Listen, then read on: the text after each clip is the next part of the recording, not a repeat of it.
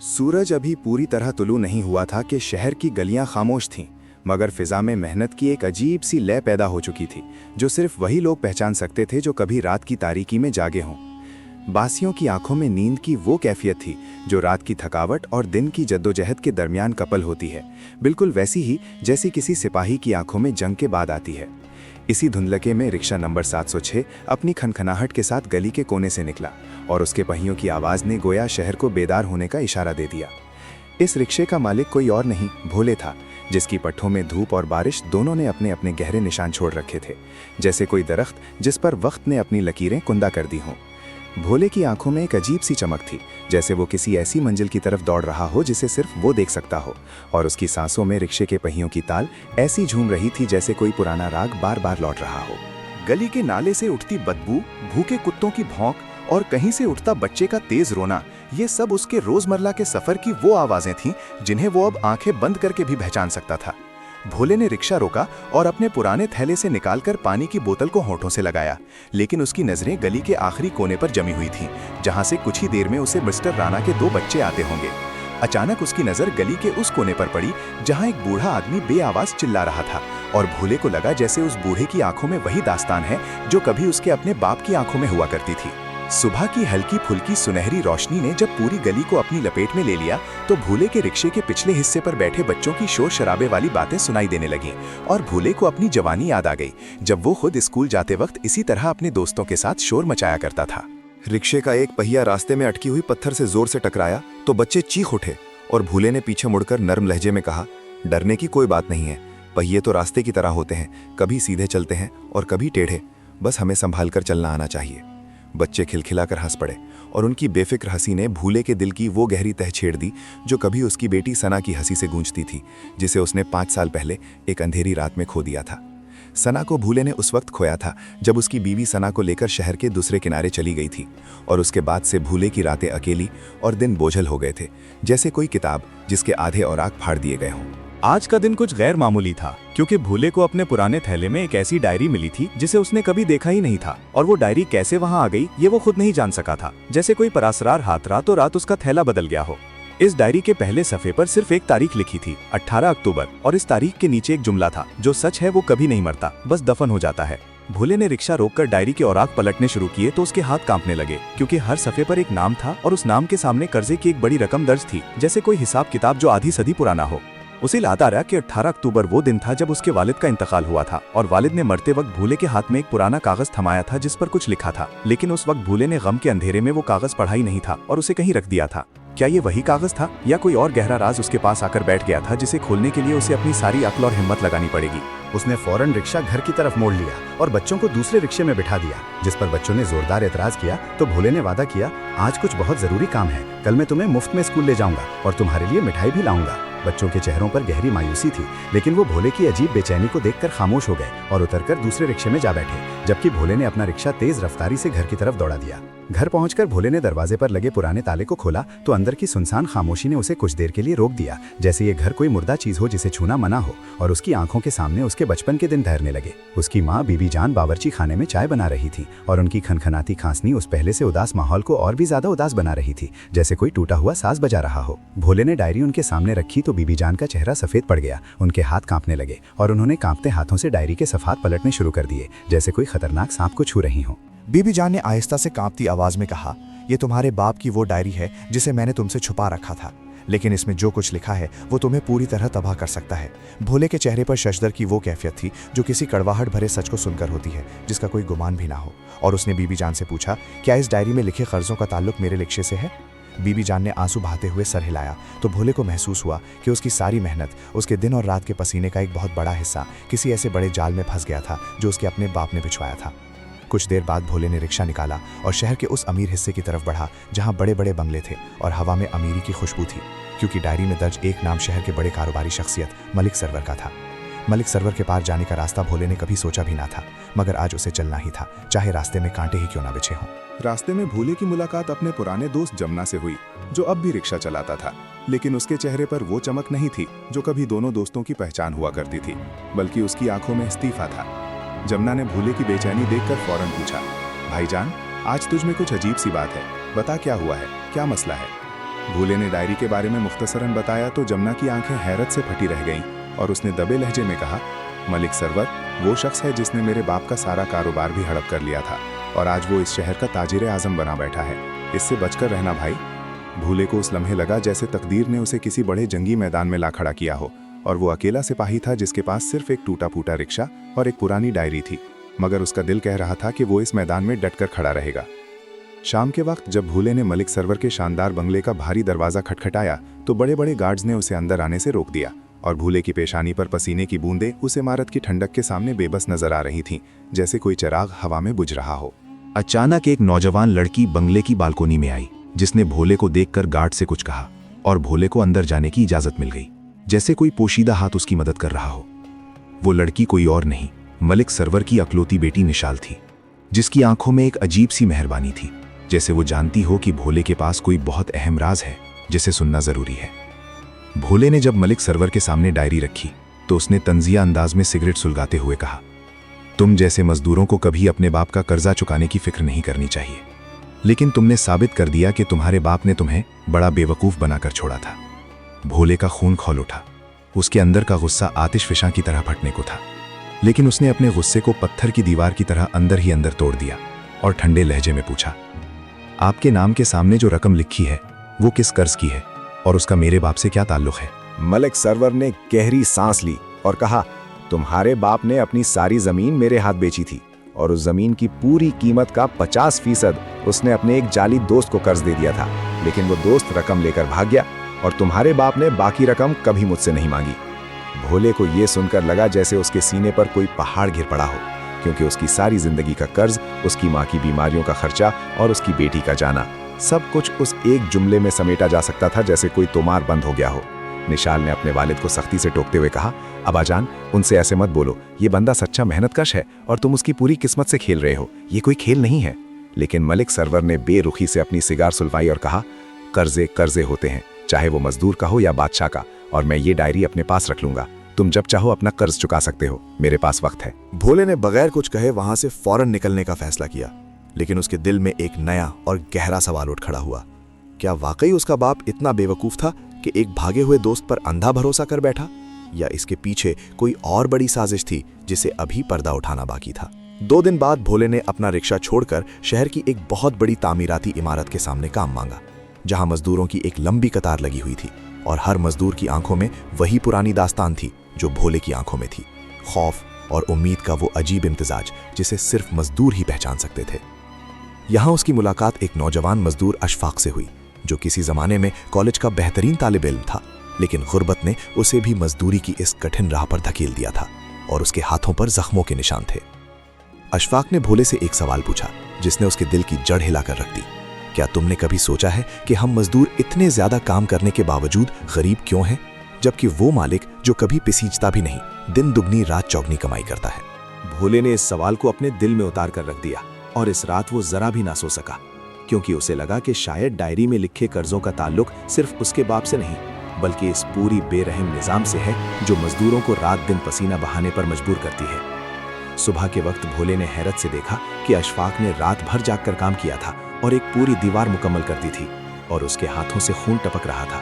फिर भी उसके चेहरे पर वही पुरानी मुस्कुराहट थी, जैसे उसे अपने दुख पर नाज हो। अगले दिन की शाम को एक और अजीब वाक्य पेश आया जिसने भोले को हिलाकर रख दिया। उसे एक खत मिला जिस पर ना भेजने वाले का नाम था और ना कोई पता, सिर्फ एक जुमला लिखा था जिसने उसकी रूह में आग लगा दी। मुल्क सरवर तुम्हारा असल दुश्मन नहीं है, तुम्हारे बाप का कातिल कोई और है और वो तुम्हारे बहुत करीब है। भोले ने यह खत पढ़कर रिक्शे की गंदी सीट पर बैठे बैठे पानी की तरह पसीना बहा दिया और उसने फौरन जमुना को फोन किया, क्योंकि जमुना के वालिद ने भी कभी ऐसे ही राजों की धीमी धीमी बातें की थीं। जमुना ने खत को अच्छी तरह देखकर कहा, यह खत किसी ऐसे शख्स ने लिखा है जो अंदर की सब बातें जानता है, और अगर ये सच है तो फिर तुम्हारे बाप की मौत बिल्कुल भी हादिसाती नहीं थी, बल्कि उसे कत्ल किया गया था। भोले के सारे जिस्म के रोंगटे खड़े हो गए और उसे अचानक याद आया कि जिस दिन उसके बाप की मौत हुई उस दिन सुबह के वक्त घर में एक अजनबी आया था जिसने बाप से कुछ देर तन्हाई में बातें की थी, और उसके जाने के बाद बाप ने ये डायरी लिखना शुरू की थी। क्या वो अजनबी वही दोस्त था जिसने कर्ज लिया था, या कोई और शख्स था जो इस पूरे खानदान की बर्बादी चाहता था और उसके बाप को रास्ते से हटाना चाहता था? भोले ने उसी रात फैसला कर लिया कि वो इस राज की गहरी तह तक पहुंच कर रहेगा, चाहे उसे अपनी जान ही क्यों न देनी पड़े, क्योंकि अब ये सिर्फ कर्ज का मामला नहीं रह गया था, बल्कि उसके बाप के खून का बदला था। कुछ हफ्तों की कड़ी मेहनत और रातों की जागती तहकीक के बाद भूले ने अपनी पड़ताल के दौरान एक बूढ़े रिटायर्ड पुलिस अफसर से मुलाकात की, जो उस वक्त के थाने में तैनात था जब भूले के बाप की मौत हुई थी। इस बूढ़े अफसर ने बहुत दबाव में आकर बताया कि मौत के इस केस को बहुत जल्द और बगैर किसी तफ्तीश के बंद कर दिया गया था, क्योंकि किसी बहुत बड़ी शख्सियत ने जबरदस्त दबाव डाला था कि इस केस को मजीद ना खोला जाए। भूले ने बेचैनी से पूछा, वो बड़ी शख्सियत कौन थी जिसने इतना जबरदस्त दबाव डाला था? बूढ़े अफसर ने चारों तरफ खौफ से देखकर कांपती आवाज में कहा, तुम्हारे बाप ने जिसे अपनी जमीन बेची थी वही शख्स था, लेकिन इसका नाम मैं तुम्हें नहीं बता सकता, वरना मेरी बच्चियों को बहुत बड़ा खतरा हो सकता है और मैं अपनी बच्चियों की जान के दुश्मन नहीं बन सकता। भूले ने उस बूढ़े अफसर को जाते हुए देखा तो उसका दिल बैठ गया, क्योंकि अब उसे पुख्ता यकीन हो गया था कि उसके बाप की मौत के पीछे कोई बहुत तारीख और खतरनाक साजिश थी, और वो साजिश करने वाला शख्स शायद अभी तक इस शहर में इज्जत और एहतराम के साथ रह रहा था। इस रात भूले ने रिक्शा बिल्कुल नहीं निकाला, बल्कि वो अपने कमरे में तन्हा बैठकर उस पुरानी डायरी के हर सफ़े का बार बार जायजा लेने लगा, और अचानक उसकी नज़र एक नया नाम पड़ा जो पहले कई बार नज़रअंदाज हो गया था, मिस्टर इफ्तिखार, जो इस शहर के सबसे बड़े जवाहरात के कारोबार का मालिक था। सुबह के वक्त भूले ने जमुना से पूछा कि क्या वो इस मिस्टर इफ्तिखार को अच्छी तरह जानता है, तो जमुना का चेहरा देखते ही फीका पड़ गया और उसने धीमे लहजे में कहा, इफ्तिखार वो खतरनाक शख्स है जो शहर की सबसे बड़ी जवाहरात की दुकान का मालिक है, और शहर भर में मशहूर है कि उसका कोई भी मकरूज जिंदा नहीं बचता, चाहे वो कितना ही बड़ा ताकतवर क्यों ना हो। भूले ने इस नाम को अपने दिल में उतार कर रख लिया और उसने ठान ली कि वो इफ्तिखार से आमने सामने जरूर मिलेगा, चाहे उसे कितना ही खतरा क्यों ना हो। लेकिन इससे पहले वो निशाल से दोबारा मिलना चाहता था, क्योंकि उसे गहरा यकीन था कि निशाल शायद कुछ और अहम बातें जानती होगी। इसी शाम भूले ने निशाल को शहर के एक खामोश कॉफी शॉप पर बुलाया, और निशाल जब वहां पहुंची तो उसकी आंखों में वही पुरानी मेहरबानी थी, लेकिन इस बार उसके साथ एक और अजनबी लड़की भी थी, जिसने भूले को देखते ही आंखों में आंसू लेकर कहा, आप भूले अंकल है ना? मैं सना की सबसे अच्छी दोस्त हूँ, और सना ने मुझे आपके बारे में बहुत कुछ बताया था, वो आपको कभी नहीं भूली। भोले की आंखों से आंसू बेख्तियार बह निकले और उसने बिछड़े हुए बच्चे की तरह पूछा, बताओ मेरी सना कैसी है, कहाँ रहती है, क्या वो खुश है? लड़की ने बताया कि सना अपनी माँ के साथ दूसरे शहर में रहती है और वो अच्छी पढ़ाई कर रही है, लेकिन वो अपने बाप से मिलने से बहुत डरती है, क्योंकि उसकी माँ ने उसे झूठ बोला था कि भोले ने उन्हें जानबूझकर छोड़ दिया था। कुछ देर बाद निशाल ने भोले को एक ऐसा राज बताया जिसने उसके होश उड़ा दिए। मेरे वालिद मलिक सरवर ने जो जमीन तुम्हारे बाप से खरीदी थी, उस पर आज पूरे शहर का सबसे बड़ा शॉपिंग मॉल बन रहा है, लेकिन इस जमीन की असली मालिक तुम्हारी माँ बीबी जान है, क्योंकि तुम्हारे बाप ने फरोख्त करने से पहले वो जमीन बीबी जान के नाम मुंतकिल कर दी थी। भोले को ये सुनकर ऐसा लगा जैसे उसे एकदम से नई आंखें मिल गई हों, और वो पागलों की तरह तेजी से अपनी माँ के पास पहुंचा, जहां बीबी जान ने बहुत देर रोकर बताया कि इस जमीन का असली कागज उसने अपने भाई के पास महफूज रखवाया था, लेकिन अब वो भाई भी उसका इनकारी हो चुका था और कागज देकर धोखा कर गया था। भूले को अब एक तरफ अपनी माँ के भाई से जमीन का कागज वापस लेना था, तो दूसरी तरफ इफ्तिखार के कर्जे का बड़ा सामना करना था, और तीसरी तरफ मलिक सरवर के साथ पुरानी अदावत को भी खत्म करना था। ये तीनों रास्ते उसे एक ही अंधेरे में ले जा रहे थे, और वो नहीं जानता था कि पहले किस तरफ कदम बढ़ाए, क्योंकि हर तरफ उसकी जान का खतरा था। इसी दौरान अशफाक ने भूले को ये खबर दी कि मजदूरों की एक खुफिया अंजुमन है जो ऐसे मजलूम लोगों की मदद करती है, और इस अंजुमन का सरबराह कोई और नहीं बल्कि एक साबिक चीफ जस्टिस था, जिसने अपने बेटे को इसी तरह के कर्ज के बोझ तले दबकर मरते देखा था। अगले दिन भूले ने उस साबिक चीफ जस्टिस से खुफिया मुलाकात की, और जज साहब ने उसकी दिल खराश कहानी सुनकर फौरन अपनी पूरी टीम को इस केस पर लगा दिया, क्योंकि उनके पास पहले से ही इफ्तिखार और कलीम के खिलाफ काफी भारी शवाहिद जमा थे जो वो अदालत में पेश करना चाहते थे। भोले को यकीन तो नहीं हो रहा था कि इतनी आसानी से उसे इतनी बड़ी मदद मिल गई, लेकिन उसे जरा भी अंदाजा नहीं था कि कलीम को इस खुफिया मुलाकात का पता चल गया था, और उसने भोले को सबक सिखाने के लिए उसके रिक्शे में रात गए आग लगा दी। जब भोले ने सुबह उठकर बाहर देखा कि उसका वो रिक्शा, जिस पर उसने कई साल रात दिन मेहनत की थी, जिस पर उसकी जवानी गुजरी थी, जिस पर उसने अपनी माँ का इलाज करवाया था, अब सिर्फ राख का ढेर बना पड़ा था, तो उसकी आंखों से दरियाओं की तरह आंसू निकल आए। लेकिन आंसुओं के साथ साथ उसके अंदर का अज़्म और भी मजबूत हो गया था। उसने जमुना और इशफाक को इकट्ठा करके कहा, मेरा रिक्शा तो चला गया दोस्तों, लेकिन मेरी लड़ाई अभी बाकी है, और मैं इस लड़ाई में हार नहीं मानूंगा, चाहे मुझे पैदल ही क्यों न चलना पड़े। इसी शहर में एक और नया किरदार सामने आया। फिरोज नामी एक नौजवान जो भोले का पड़ोसी था और एक छोटी सी जनरल स्टोर की दुकान चलाता था। उसने भोले को अपनी जमा पूंजी में से कुछ रकम दी ताकि वो अपनी जरूरियात पूरी कर सके और नया रिक्शा खरीद सके। 2 दिन बाद जब भूले ने अदालत आलिया का भारी दरवाजा खटखटाया तो उसके पीछे मजदूरों का एक बहुत बड़ा जमगफीर था जो उसकी हिमायत में नारे लगा रहा था, और सामने इफ्तिखार और कलीम अपने महंगे वकला के साथ आराम से कुर्सियों पर बैठे मुस्कुरा रहे थे। जज साहब ने मुकदमे की समाअत शुरू की तो इफ्तिखार ने तंजिया अंदाज में कहा, ये एक मजदूर हमें क्या सबक सिखा सकता है, ये तो अपने पैरों में झांकने के काबिल भी नहीं है। लेकिन जब जज ने बीबी जान को बयान देने के लिए बुलाया तो बीबी जान ने सारे राज एक एक करके खोल दिए। यहाँ तक कि उन्होंने खुलकर बताया कि किस तरह इफ्तिखार ने भूले के बाप को कर्ज के जाल में फंसाकर उसे मजबूर किया था कि वो अपनी सारी जमीन बेच दे, और फिर उसे कत्ल करवा दिया गया।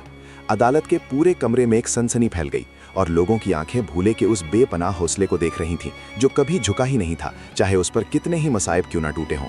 अचानक अदालत के दरवाजे खुले और निशाल अदालत में दाखिल हुई। उसने अपने वालिद मलिक सरवर के खिलाफ एक इंतहाई अहम दस्तावेज पेश की, जिसमें यह साफ साबित होता था कि मलिक सरवर ने जानते बूझते भूले के बाप को धोखा दिया था और वो जमीन दरअसल उसकी मां की कानूनी मलकियत थी। कुछ ही देर बाद अदालत ने अपना तारीखी फैसला सुना दिया कि वो पूरी जमीन बीबी जान के नाम वापस की जाएगी और इफ्तिखार और कलीम के खिलाफ कत्ल का मुकदमा कायम किया जाएगा, जबकि मलिक सरवर को बहुत भारी जुर्माना अदा करना होगा और उसे अदालत ने सख्त अल्फाज में सरजनिश भी की। लेकिन अभी सबसे बड़ा और सबसे हैरानकुन मोड़ उस वक्त आने वाला था जब अदालत के दरवाजे पर एक हल्की सी खड़खड़ाहट हुई और सना अंदर दाखिल हुई। हाँ, वही सना जिसे भोले ने 5 साल पहले खोया था। वो अब एक जवान और बावकार लड़की बन चुकी थी और उसकी आंखों में वही पुरानी चमक थी जो कभी भोले की जवानी की आंखों में हुआ करती थी। सना ने अपने बाप को जोर से गले लगाया और आंसू बहाते हुए कहा, अब्बा जान, मुझे सच्ची सच्ची सब पता चल गया है। तुमने मुझे कभी नहीं छोड़ा था। ये सब कुछ मेरे अजीजों का लगाया हुआ झूठ था जिसने हमें इतने बरसों जुदा रखा। भूले के आंसू रोक ना सके और उसने सना को अपने सीने से इस तरह लगा लिया जैसे वो अपने अंदर की हर थकावट, हर रात की बेखाबी और हर दिन की मुशक्कत को इस एक गले में पिघला रहा हो, जैसे कोई तपता सहरा बरसों बाद पानी पाकर ठंडा हो जाए। शाम के वक्त जब अदालत की कार्रवाई मुकम्मल तौर पर खत्म हुई तो भोले ने बाहर आकर नीलगू आसमान की तरफ देखा और उसे लगा जैसे वो सूरज जो हर सुबह उठते वक्त उसके साथ होता था अब ढलते वक्त भी उसके साथ है और उसकी किरणें उसे सुला रही हैं, जैसे कोई माँ अपने बच्चे को सुलाए। बीबी जान ने सना को अपनी गोद में बिठाकर उसके सर पर हाथ फेरा तो भोले ने कहा, आज मेरे बाप का कर्ज सिर्फ वो कागजी कर्ज नहीं था जो इस डायरी में लिखा था, बल्कि वो कर्ज था जो मैंने अपनी मेहनत और अपने पसीने से पूरी तरह अदा कर दिया है और अब मेरा कोई कर्ज किसी पर नहीं है। कुछ दिनों के बाद भोले ने अपने बिल्कुल नए रिक्शे पर एक खूबसूरत सा बोर्ड लगवाया जिस पर साफ और साफ लिखा था, मजदूर का रिक्शा, दिन रात मेहनत करने वालों के लिए एक छोटा सा तोहफा। और उस रिक्शे में बैठकर वो हर सुबह बच्चों को स्कूल ले जाता, हर शाम बूढ़ों को बाजार से घर छोड़ता और हर रात थके हुए मजदूरों को उनके घरों तक पहुंचाता। सना ने शहर के एक बड़े कॉलेज में दाखिला ले लिया था और वो अपने बाप के साथ बड़ी खुशी से रहती थी। उसकी माँ ने भी सना के बहुत इसरार पर भोले से आंखें बंद करके माफी मांग ली थी और वो भी वापस आ गई थी। अब वो सब एक छत के नीचे खुशी खुशी रह रहे थे। अब भोले के घर में हंसी की वो गूंज थी जो कभी कई बरसों से खामोश हो गई थी और बीबी जान की पुरानी खांसनी भी अब काफी कम हो गई थी, जैसे खुद खुशी ने बीमारी को भगा दिया हो और घर में फिर से बाहर आ गई हो। जमुना और अशफाक ने भोले की मदद से अपने अपने छोटे कारोबार शुरू कर दिए थे और वो भी अब किसी के रिक्शे में नहीं बल्कि अपनी गाड़ियों में बैठकर शहर घूमते थे और वो दोनों हमेशा भोले को अपना बड़ा भाई कहते थे। फिरोज ने अपनी छोटी सी दुकान को बढ़ाकर एक पूरी मार्केट बना ली थी और वो हमेशा भोले को अपना कर्ज अदा करने से सख्ती से मना कर देता था, क्योंकि उसका कहना था कि भोले ने उसे महंगाई के अंधेरे में उम्मीद की वो किरण दी थी जिसने उसे इंसान बना दिया।